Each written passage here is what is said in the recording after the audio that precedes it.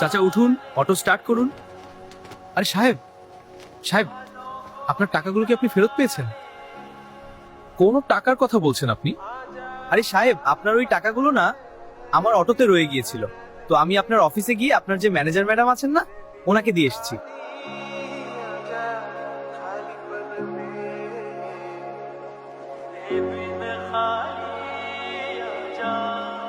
Uncle, আপনার নিশ্চয়ই কোনো ভুল বোঝাবুঝি হচ্ছে।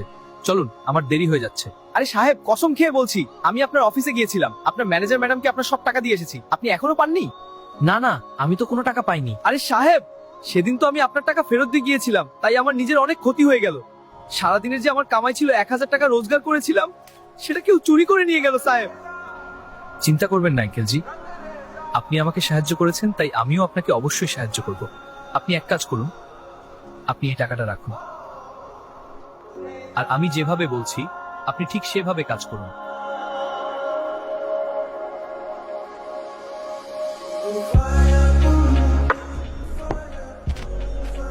তুমি আবার এসেছো? এখন কি করতে এসেছো? আসলে ম্যাডাম, আমার মনে লোভ এসে গিয়েছিল। আমার অটোতে সাহেবের আরো কিছু টাকা ছিল, আমরা সেই টাকাগুলো রেখে দিয়েছিলাম।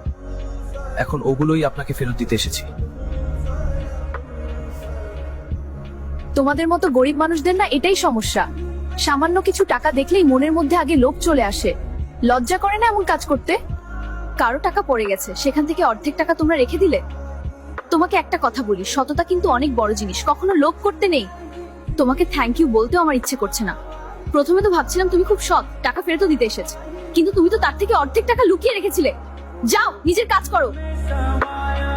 কারণ ফাঁদ পাতা হয়ে গেছে, এবার বুঝবে কত ধানে কত চাল।